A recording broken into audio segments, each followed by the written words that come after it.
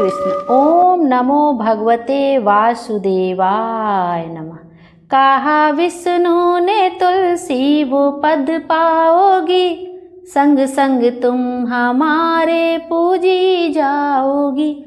कहा विष्णु ने तुलसी वो पद पाओगी, संग संग तुम हमारे पूजी जाओगी।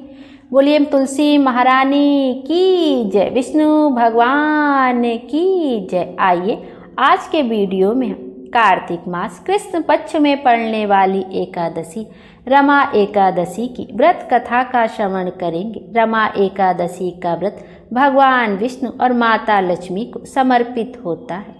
इस व्रत को करने से सभी मनोकामनाएं पूर्ण होती हैं और सौभाग्य की प्राप्ति होती है। यह दिन माता लक्ष्मी की आराधना शुरू करने के लिए बहुत ही शुभ माना जाता है।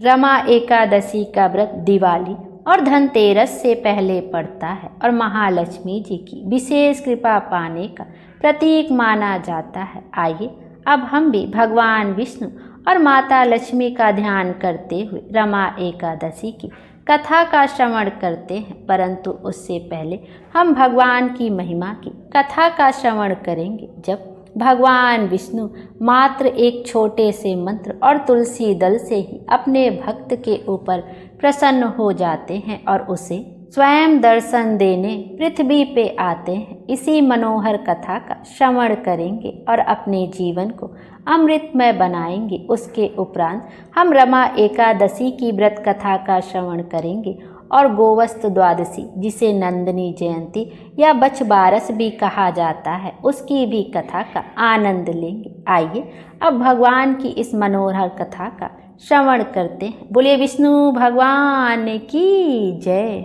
प्राचीन समय की बात है। कांतीपुर में चौल नाम का एक राजा राज्य करता था। उसके राज्य में समस्त प्रजा सुखी थी, कोई भी दरिद्र, पीड़ित या दुखी नहीं था। राजा के नाम पर उस देश का नाम चौल देश रखा गया। एक बार वह राजा मूल्यवान मणि मुक्ताओं द्वारा भगवान की पूजा करके वही मंदिर में बैठा हुआ था। उसी समय विष्णु शर्मा नामक एक ब्राह्मण ने आकर तुलसी दल तथा जल से भगवान की पूजा की। उसके तुलसी पत्रों से राजा की पूजा के मणि मुक्ता आदि ढक गए। यह देख राजा ने क्रोधित होकर ब्राह्मण से कहा, हे विष्णु शर्मा, तुमको पूजा का कुछ भी ध्यान नहीं है। मणि मुक्ताओं से की गई मेरी पूजा की शोभा को तुमने तुलसी दलों से ढककर समाप्त कर दिया है। राजा के अहंकार में भरे हुए कटु वचन सुनकर विष्णु शर्मा ने कहा, हे राजन, अभिमान के वशीभूत होने के कारण तुम भगवान की पूजा के बारे में नहीं जानते। ब्राह्मण के यह वचन सुनकर राजा ने कहा, हे ब्राह्मण, तुम दरिद्री हो, इस कारण भगवान की पूजा क्या जानो। क्या तुमने कभी भगवान का कोई मंदिर बनवाया अथवा कोई यज्ञ आदि किया है? अगर यही बात है तो मैं देखता हूँ कि भगवान की भक्ति करके पहले तुम स्वर्ग जाते हो या मैं जाता हूँ। इतना कहकर राजा ने गुंगल ऋषि को आचार्य बनाकर बड़े बड़े यज्ञ आरंभ कर दिए और साथ ही ब्राह्मणों का बहुत सा द्रव्य दान देने लगा। परंतु विष्णु शर्मा सर्वदा की भांति माघ तथा कार्तिक मास के व्रत, तुलसी वन का रोपण, एकादशियों का व्रत तथा ओम नमो भगवते वासुदेवाय मंत्र का सतत जप करते हुए भगवान की पूजा अर्चना करता रहा। वह उठते बैठते चलते फिरते हर समय भगवान का स्मरण तथा कीर्तन करता रहता था। कार्तिक मास में एक दिन विष्णु शर्मा ने ज्यों ही रसोई तैयार करके रखी, कोई भोजन उठाकर ले गए। इसके बाद उसने व्रत भंग होने के भय से पुनः रसोई नहीं बनाई और भगवान का भजन करते ही सो गया। दूसरे दिन फिर रसोई बनाई और ज्यों ही भगवान को भोग लगाने लगा, कोई फिर भोजन उठाकर ले गया। लगातार 7 दिन तक ऐसा ही होता रहा और इस प्रकार विष्णु शर्मा को निराहार 7 दिन व्यतीत हो गए। विष्णु शर्मा भूख के मारे अत्यंत व्याकुल हो रहा था, परंतु सततंग का समय भंग ना हो जाए इस भय से उसने किसी भी दिन दूसरी बार रसोई तैयार नहीं की। 8वें दिन उसने निश्चय किया कि आज मैं पूरी तरह ध्यान रखूंगा और देखूंगा कि भोजन को उठाकर कौन ले जाता है। इसके बाद उसने भोजन तैयार किया और एक स्थान पर छिप कर बैठ गया।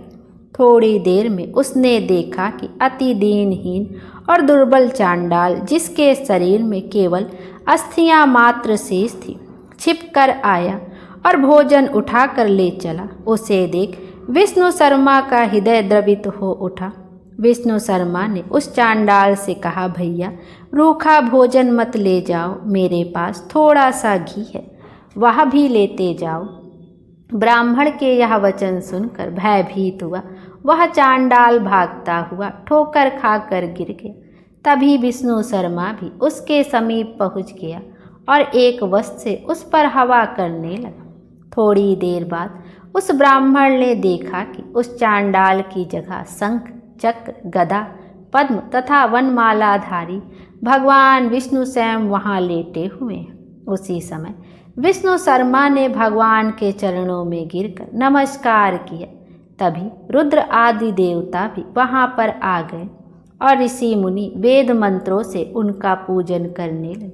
तब विष्णु भगवान ने अत्यंत स्नेहपूर्वक विष्णु शर्मा का आलिंगन करके उसको अपने साथ विमान में बिठा लिया और अपने साथ बैकुंठ को ले गए। चौल राजा भी यह दृश्य देख रहा था।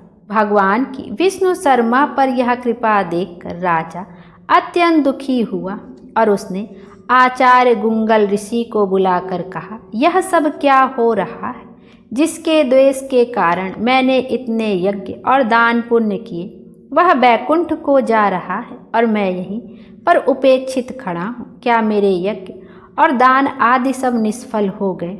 इससे यही सिद्ध होता है कि भगवान यज्ञ आदि से नहीं, केवल भक्ति से प्रसन्न होते हैं।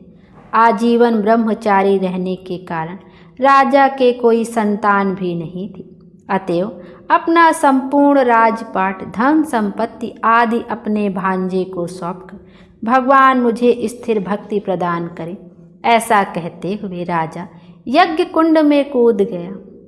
यह दृश्य देखकर गुंगल ऋषि ने क्रोध में आकर अपनी शिखा उखाड़ ली। तब से अभी तक चौल देश में भांजा ही मामा का उत्तराधिकारी होता है और गंगुल गोत्र के ब्राह्मण आज भी शिखा अर्थात चोटी नहीं रखते। चौल राजा के अग्निकुंड में गिरते ही भगवान ने प्रकट होकर अग्निकुंड में ही उसका आलिंगन किया और उसे भी अपने लोक को ले गए। बैकुंठ में भगवान ने विष्णु शर्मा को पुण्यशील तथा चौल राजा को सुशील नाम देकर अपना द्वारपाल बना लिया और इस प्रकार वे दोनों हर समय श्री हरि के निकट रहने लगे। बोलिए भगवान विष्णु की जय। आइए अब रमा एकादशी की पावन कथा का श्रवण करते हैं। प्राचीन काल में मुचुकुंद नाम का एक राजा राज्य करता था। इंद्र, वरुण, कुबेर, विभीषण आदि उसके मित्र थे। वह बड़ा सत्यवादी तथा विष्णु भक्त था। उसका राज बिल्कुल निष्कंटक था। उसके चंद्रभागा नाम की एक कन्या थी, जिसका विवाह उसने राजा चंद्रसेन के पुत्र शोभन से कर दिया।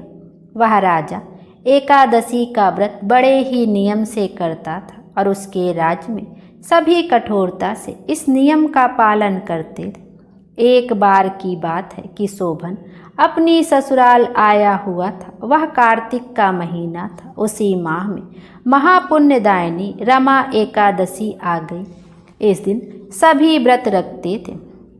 चंद्रभागा ने सोचा कि मेरे पति तो बड़े कमजोर हृदय के हैं, वे एकादशी का व्रत कैसे करेंगे, जबकि पिता के यहाँ तो सभी को व्रत करने की आज्ञा है। मेरा पति राज आज्ञा मानेगा तो बहुत कष्ट पाएगा। चंद्रभागा को जिस बात का डर था वही हुआ। राजा ने आज्ञा जारी की कि इस समय उनका दामाद राज्य में पधारा हुआ है, अतः सारी प्रजा विधि पूर्वक एकादशी का व्रत करे। जब दशमी आई तब राज्य में ढिंढोरा पिटा। उसे सुनकर शोभन अपनी पत्नी के पास गया और बोला, हे प्रिय, तुम मुझे कुछ उपाय बतलाओ, क्योंकि मैं व्रत नहीं कर सकता। यदि मैं व्रत करूँगा तो अवश्य ही मर जाऊँगा। इस पर चंद्रभागा बोली, हे प्राणनाथ, मेरे पिताजी के राज्य में एकादशी के दिन कोई भी भोजन नहीं कर सकता। यहाँ तक कि हाथी, घोड़ा, ऊँट, पशु आदि भी तृण, अन्न, जल आदि ग्रहण नहीं करते। फिर भला मनुष्य कैसे भोजन कर सकते हैं? यदि आप व्रत नहीं कर सकते हो तो किसी दूसरे स्थान पर चले जाओ, क्योंकि यदि आप यहाँ रहेंगे तो आपको व्रत तो अवश्य ही करना पड़ेगा। उस पर शोभन ने कहा, हे प्रिय, तुम्हारी राय उचित है, किंतु मैं व्रत करने के डर से किसी दूसरे स्थान पर नहीं जाऊंगा। अब मैं व्रत अवश्य ही करूंगा, परिणाम चाहे कुछ भी क्यों ना हो। भाग्य में लिखे का भला कौन मिटा सकता है। उसने एकादशी का व्रत किया और भूख और प्यास से अत्यंत व्याकुल होने लगा। सूर्य नारायण भी अस्त हो गए और जागरण के लिए रात्रि हुई। वह रात्रि शोभन को दुख देने वाली थी। दूसरे दिन सूर्य उदय होने से पहले ही भूख प्यास के कारण शोभन के प्राण पखेरु उड़ गए। राजा ने उसके मृत शरीर को जल प्रवाह करा दिया और अपनी पुत्री को आज्ञा दी कि वह सती ना हो और भगवान विष्णु की कृपा पर भरोसा रखे। चंद्रभागा अपने पिता की आज्ञा अनुसार सती ना हुई। वह अपने पिता के घर रहकर एकादशी के व्रत को करने लगी। उधर रमा एकादशी के प्रभाव से शोभन को जल से निकाल लिया गया और भगवान विष्णु की कृपा से उसे मंद्राचल पर्वत पर धन धान्य से युक्त तथा शत्रु रहित देवपुर नाम का एक उत्तम नगर प्राप्त हुआ। उसे वहाँ का राजा बना दिया गया। उसके महल में रत्न तथा स्वर्ण के स्तंभ लगे हुए थे। राजा शोभन स्वर्ण तथा मणियों के सिंहासन पर सुंदर वस्त्र तथा आभूषण धारण किए बैठा था। गंधर्व तथा अप्सरा नृत्य कर उसकी स्तुति कर रहे थे। उस समय राजा शोभन दूसरा इंद्र प्रतीत हो रहा था। उस समय मुचकुंद नगर में रहने वाला सोम शर्मा नाम का एक ब्राह्मण तीर्थ यात्रा के लिए निकला हुआ था। घूमते घूमते वह उसके राज्य में जा पहुंचा। उसको देखा। वह ब्राह्मण उसको राजा का जमाई जानकर उसके निकट गया। राजा शोभन ब्राह्मण को देख आसन से उठ खड़ा हुआ और अपने ससुर तथा स्त्री चंद्रभागा की कुशल क्षेम पूछने लगा। सोम शर्मा बोला, हे राजन, हमारे राजा कुशल से हैं तथा आपकी पत्नी चंद्रभागा भी कुशल है। अब आप अपना वृतांत बतलाइए। आपने तो रमा एकादशी के दिन अन्न जल ग्रहण न करने के कारण प्राण त्याग दिए थे। मुझे बड़ा आश्चर्य है कि ऐसा विचित्र और सुंदर नगर, जिसको ना तो मैंने कभी सुना है और ना कभी देखा है, आपको किस प्रकार प्राप्त हुआ। शोभन बोला, हे ब्राह्मण देव, यह सब कार्तिक मास के कृष्ण पक्ष की रमा एकादशी के व्रत का फल है। इसी से मुझे यह अनुपम नगर प्राप्त हुआ है, परंतु यह अस्थिर है। इस पर ब्राह्मण बोला, हे राजन, यह अस्थिर क्यों है और स्थिर किस प्रकार हो सकता है, सो आप मुझे समझाइए। यदि इसके स्थिर रहने के लिए मैं कुछ कर सका तो वह उपाय मैं अवश्य ही करूँगा। शोभन बोला, हे देव, मैंने यह व्रत विवश होकर तथा श्रद्धा रहित किया था। उसके प्रभाव से मुझे यह अस्थिर नगर प्राप्त हुआ है, किंतु यदि तुम इस वृतांत को राजा मुचुकुंद की पुत्री चंद्रभागा से कहोगे तो वह इसको स्थिर बना सकती है। ब्राह्मण अपने नगर को लौटा और उसने चंद्रभागा से समस्त वृतांत कहा। इस पर राजकन्या चंद्रभागा बोली, हे ब्राह्मण देव, आप क्या वह सब दृश्य प्रत्यक्ष देखकर आए हैं या अपना स्वप्न कह रहे हैं। ब्राह्मण बोला, हे पुत्री, मैंने तेरे पति शोभन तथा उसके नगर को प्रत्यक्ष देखा है, परंतु वह नगर आधु अर्थात अस्थिर है। तू कोई ऐसा उपाय कर जिससे वह स्थिर हो जाए। चंद्रभागा बोली, हे महाराज, आप मुझे उस नगर में ले चलिए। आप मुझे उस नगर में ले चलिए, मैं अपने पति को देखना चाहती हूँ। मैं अपने व्रत के प्रभाव से उस नगर को स्थिर बना लूँगी। चंद्रभागा के वचनों को सुनकर वह ब्राह्मण उसे मंदराचल पर्वत के पास वामदेव के आश्रम को ले गया। वामदेव ने उसकी कथा को सुनकर चंद्रभागा का मंत्रों से अभिषेक किया। चंद्रभागा मंत्रों तथा व्रत के प्रभाव से दिव्य देह धारण करके पति के पास चली गई। शोभन ने अपनी स्त्री चंद्रभागा को देखकर उसे प्रसन्नतापूर्वक आसन पर अपने पास बिठा लिया। चंद्रभागा बोली, हे प्राणनाथ, अब आप मेरे पुण्य को सुनिए। जब मैं अपने पिता के गृह में 8 वर्ष की थी तभी से मैं साविधि एकादशी का व्रत करने लगी हूँ। उन्हीं व्रतों के प्रभाव से आपका यह नगर स्थिर हो जाएगा और समस्त कर्मों से युक्त होकर प्रलय के अंत तक स्थिर रहेगा। चंद्रभागा दिव्य रूप धारण करके तथा दिव्य वस्त्र अलंकारों से सजकर अपने पति के साथ आनंद पूर्वक रहने लगी। बोलिए भगवान विष्णु की जय। आइए अब गोवस्त द्वादशी, जिसे कि बछबारस भी कहा जाता है, की पावन कथा का श्रवण करते हैं। बहुत समय पहले एक गांव में एक साहूकार अपने 7 बेटों और पोतों के साथ रहता था। उसने एक तालाब बनवाया था जो वर्षों तक नहीं भरा। पंडित ने बताया कि तालाब तभी भरेगा जब साहूकार अपने बड़े बेटे या बड़े पोते की बलि देगा। साहूकार ने अपने बड़े बेटे की पत्नी को मायके भेज दिया और पीछे से अपने पोते की बलि दे दी। तभी तेज बारिश हुई और पूरा तालाब भर गया।